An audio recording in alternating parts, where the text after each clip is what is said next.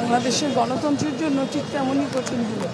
খালেদা জিয়া মানেই গণতন্ত্রের একটা প্রতীক ছিল। আপনারা নিশ্চয়ই ভুলে যান নাই যে ওনাকে যখন বিদেশ পাঠিয়ে দেওয়ার জন্য ১/১১ সরকার খুব চেষ্টা করছিল, উনি বলছিলেন আমি আমার এত সন্তান রেখে কোথায় যাব।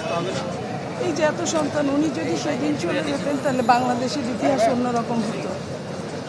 আরেকজন নেতৃত্ব উনি চলে গিয়েছিলেন। এই যে ওনার থেকে যাওয়া এবং এই যে সবশেষে ২৪-এর আগ পর্যন্ত ১৫.৫ বছর উনি যে কষ্ট করেছেন, উনি আমাদের যে আমাদের জন্য যে কষ্ট করেছেন, ধীরে ধীরে মৃত্যুর দিকে ধাবিত হয়েছেন, মৃত্যুকে বরণ করে নিয়েছেন উনি। তারপরেও একটা বার যদি উনি সরি বলতেন, ওই ফ্যাসিস্ট তাকে হয়তো বিদেশ পাঠাতেন বা মানুষের সামনে তাকে অপরাধী সাব্যস্ত করতে পেরে বিকৃত হাসি হাসতেন, কিন্তু উনি সেই সুযোগটা দেন নাই। এই যে উনি যে সুযোগটা দেন নাই, এটাই গণতন্ত্র।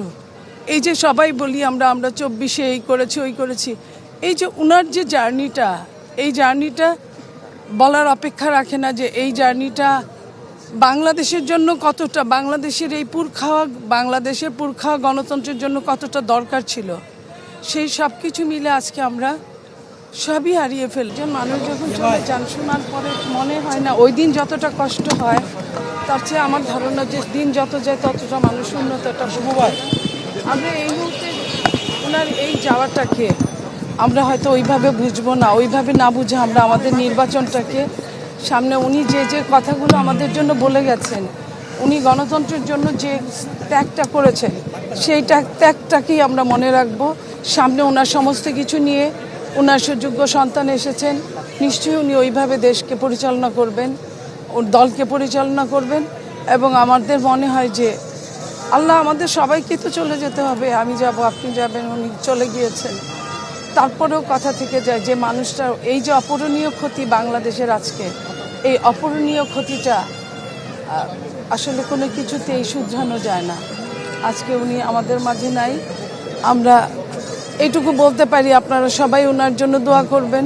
আমরা আসলে ওনার সাথে অনেকগুলো দিন আমরা আসলে এটা ভুলতে পারছি না যে আমরা কিভাবে সামনের দিনগুলো চলবো। তারপরেও আমরা মনে করি যে কোনো কিছুর জন্য থেমে থাকে না, হয়তো বা থেমে থাকবেও না। কিন্তু ভালো এবং মন্দটা আজকের এই অস্থির রাজনীতিতে ওনাকে ভীষণ প্রয়োজন ছিল। ওনার এই প্রয়োজনটা হয়তো আল্লাহ ভালো মনে করেছেন, এটাই হতে পারে। তবে এই গণতন্ত্রটা চলমান করার জন্য ওনার কোনো বিকল্প হয় না।